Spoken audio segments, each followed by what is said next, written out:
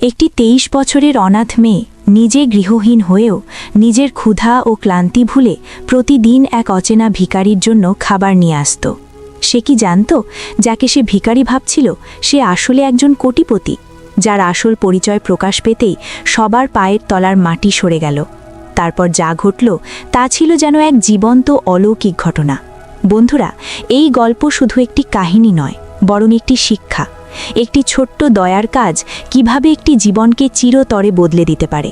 এই আবেগময় সত্যটি জানতে ভিডিওটি শেষ পর্যন্ত দেখুন। ঢাকার পুরনো বাজার সবসময় জীবনের ছোটাছুটিতে ভরপুর থাকত। চারদিকে শোরগোলে ঢেউ উঠত, লোকজন একে অপরের সঙ্গে ধাক্কাধাক্কি করে চলত এবং হাওয়ায় নানা রকমের আওয়াজ মিশে থাকত।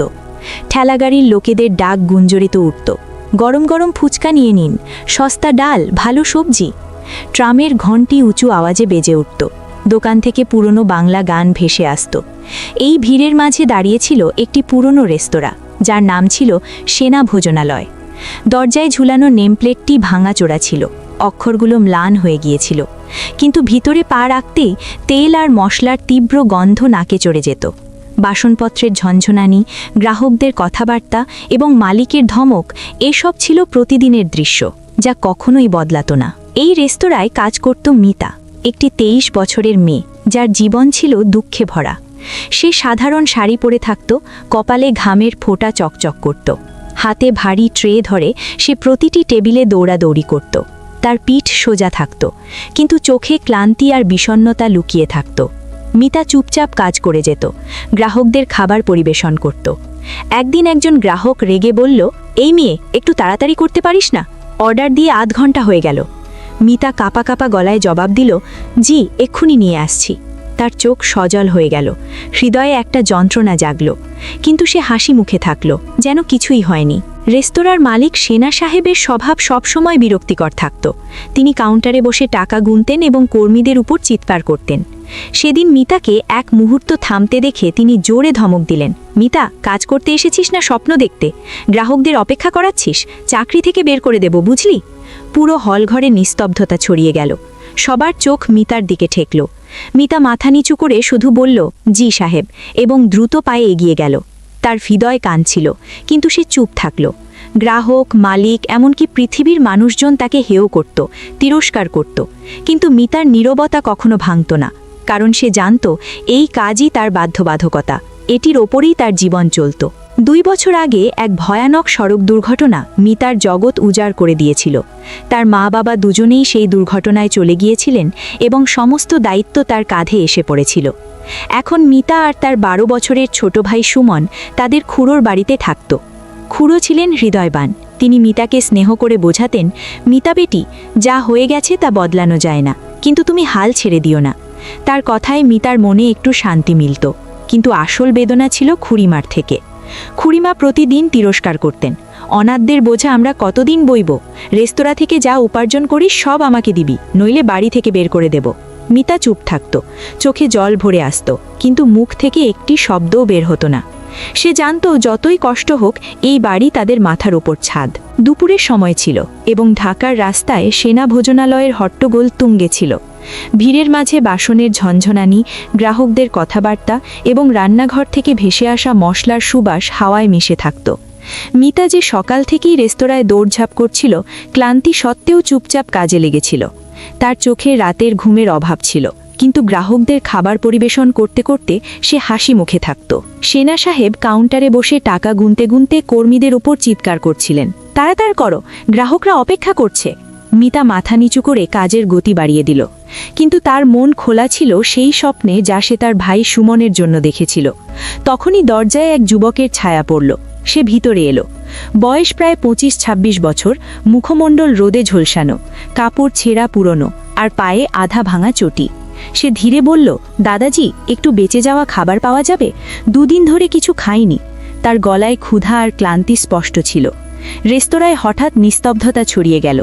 গ্রাহকরা ঘুরে ঘুরে তাকে দেখতে লাগলো এবং সেনা সাহেব রেগে মাথা তুললেন, এই, এখানে ভিক্ষা করতে এসেছিস? বেরিয়ে যা বাইরে। তার কণ্ঠ গুঞ্জরিত উঠল। পাশের গ্রাহকরা হেসে উঠল। একজন তিরস্কার করে বলল, যুবক দেখতে কাজ করিস না কেন? অন্যজন বলল, এটা তো নাটক, মুফতের খাবার চায়। তৃতীয়জন বলল, সেনাজি, এটাকে খাওয়াবেন না, নইলে প্রতিদিন এসে বসবে। হাসির ঢেউ ছড়িয়ে গেল, কিন্তু যুবকের চোখে অপমানের ঝিলিক ছিল। সে চুপচাপ দাঁড়িয়ে রইল, তারপর মাথা নিচু করে বাইরে বেরিয়ে গেল। মিতা এসব দেখল, তার হৃদয়ে ব্যথা জাগল। তাকে মনে পড়ল কিভাবে সে নিজেও প্রতিদিন অপমান সহ্য করে, তবুও তার ভাইয়ের জন্য কাজ করে। যুবকটি ফুটপাতে গিয়ে বসল। রাস্তার শোরগোল আর রোদ তার উপর বর্ষিত হচ্ছিল, কিন্তু লোকজন তাকে উপেক্ষা করে এগিয়ে যাচ্ছিল। মিতার মন অশান্ত হয়ে উঠল। সে ভাবতে লাগল, এর কি কোনো দোষ আছে যে সে ক্ষুধার্ত? কিন্তু সেনা সাহেবের নজর এড়িয়ে সে কাজে ব্যস্ত থাকল। সন্ধে নামতে শুরু করল এবং রেস্তোরাঁয় ভিড় কমে গেল। মিতা তাড়াতাড়ি বাসন পরিষ্কার করল এবং চুপি চুপি রান্নাঘরে গেল। সে একটি থালায় রুটি, ডাল আর সবজি রাখল। হৃদয়ে জোরে জোরে ধুকপুক করছিল, কোথাও যেন মালিক দেখে না ফেলেন। থালা নিয়ে সে বাইরে বেরিয়ে এলো। যুবক তখনও সেই ফুটপাতে বসেছিল, মাথা নিচু করে বিষণ্ণ। মিতা থালাটি তার সামনে রেখে ধীরে বলল, এই নাও, খাবার খেয়ে নাও, কিন্তু এবার থেকে রেস্তোরাঁয় এসো না, সেনাজি খুব বকেন। আমি প্রতিদিন তোমাকে খাবার দিয়ে যাব। তার কণ্ঠে দয়া ছিল, যা তার নিজের দুঃখ থেকে উৎসারিত হয়েছিল। যুবক অবাক হয়ে তাকে দেখল, চোখে ক্লান্তির পাশাপাশি একটি ঝিলিক জাগল। সে বলল, ধন্যবাদ, খুব খুব ধন্যবাদ। মিতা মুচকি হেসে রেস্তোরাঁয় ফিরে গেল। তার মনে শান্তি হলো, যেন সে তার দুঃখ কারো সঙ্গে ভাগ করে নিয়েছে। যুবক রুটি ভেঙে খেতে শুরু করল এবং তার চোখে আশার রশি জাগল। মিতার মনে হলো হয়তো এই ছোট্ট পদক্ষেপ তার জীবনে নতুন সূচনা আনতে পারে। সে ভাবতে লাগল, যেমন সে সুমনের জন্য লড়ছে, তেমনি এই অচেনা মানুষটিরও সাহায্য করছে। এই কাজ, যা তার বাধ্যবাধকতা থেকে শুরু হয়েছিল, এখন একটি নতুন দয়ার গল্পে পরিণত হচ্ছিল। মিতার জীবনে এখন একটি নতুন সকাল এসেছিল। সেই দিনের ঘটনা, যখন সে ফুটপাতে বসা যুবকটিকে খাবার দিয়েছিল, তার হৃদয়ে এক অদ্ভুত শান্তি রেখে গিয়েছিল। সন্ধ্যা নামতেই বাজারের ভিড় কমতে শুরু করল এবং মিতা ক্লান্ত পায়ে রেস্তোরাঁ থেকে বেরিয়ে এলো। হাতে একটি ছোট্ট ডিব্বা ছিল, যাতে বেঁচে যাওয়া খাবার সাবধানে রাখা ছিল। সেই খাবার যা সে প্রতিদিন সেই অচেনার জন্য নিয়ে যেত। তার মন এখন সেই যুবকের জন্য চিন্তায় ভরা ছিল, যে ফুটপাতে বসে তার জন্য অপেক্ষা করত। সে সোজা সেই কোণে পৌঁছল যেখানে যুবকটি সবসময় দেখা যেত। ময়লা কাপড়, এলোমেলো চুল এবং ধুলোয় ভরা মুখ। লোকজন তাকে ভিখারি ভেবে উপেক্ষা করত, কিন্তু তার চোখে এক গভীর ঝিলিক ছিল, যা মিতার কাছে অদ্ভুত লাগত।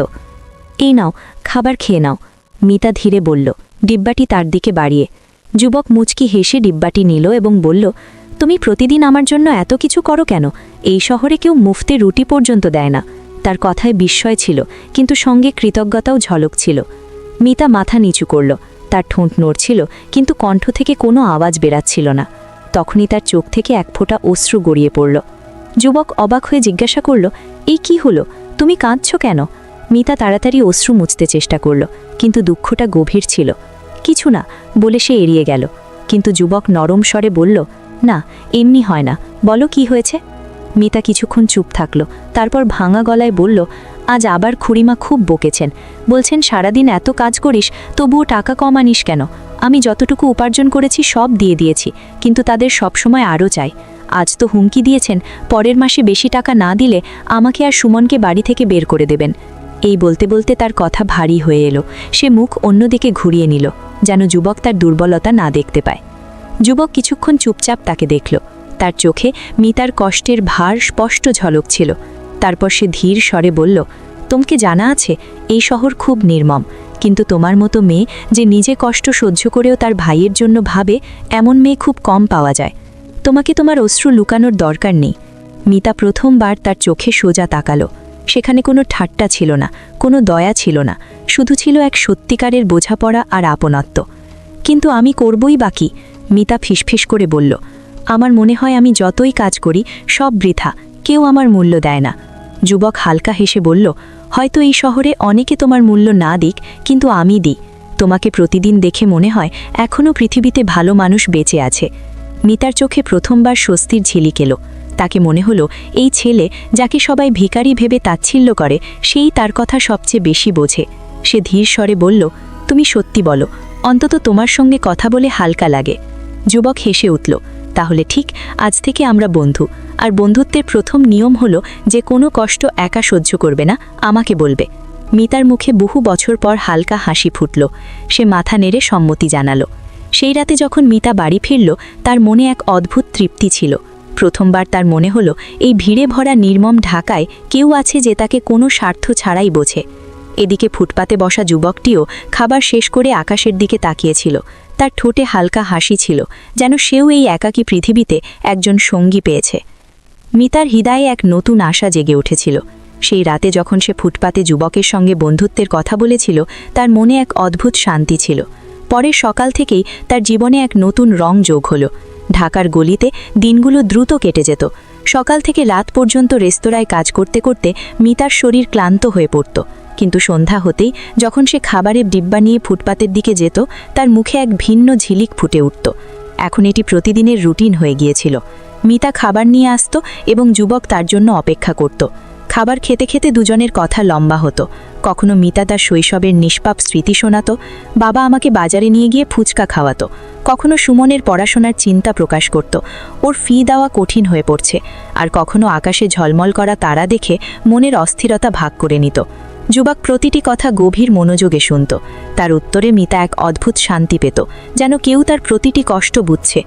এক সন্ধ্যায় মিতা বলল, তোমার সঙ্গে কথা বলে মনে হয় আমি একা নই, নইলে এই শহরে সবাই কেবল কাজ উদ্ধার করতে আসে।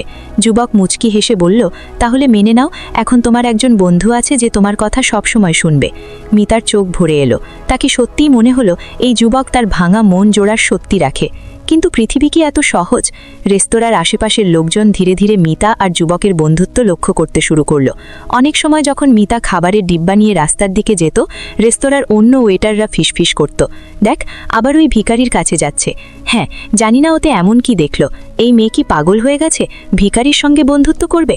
কখনো কখনো গ্রাহকেরাও তিরস্কার করত, মেয়ে তোমার আর কেউ পাওয়া যায়নি কথা বলার জন্য, এই ফুটপাতের লোকটাই পেলে? মিতা প্রথমে এসব শুনে ভ্যাকিয়ে পড়ত, কিন্তু ধীরে ধীরে সে ঠিক করল এই কথাগুলো তার কান পর্যন্তই সীমাবদ্ধ থাকবে। সে জানত এই যুবক অন্যদের মতো নয়, তার চোখে ঝলকানো সত্যতা তাকে ভরসা দিয়েছিল যে এই বন্ধুত্ব সঠিক। এক রাতে যখন দুজনে রাস্তার পাশে বসে কথা বলছিল, মিতা হাসতে হাসতে হঠাৎ গম্ভীর হয়ে গেল।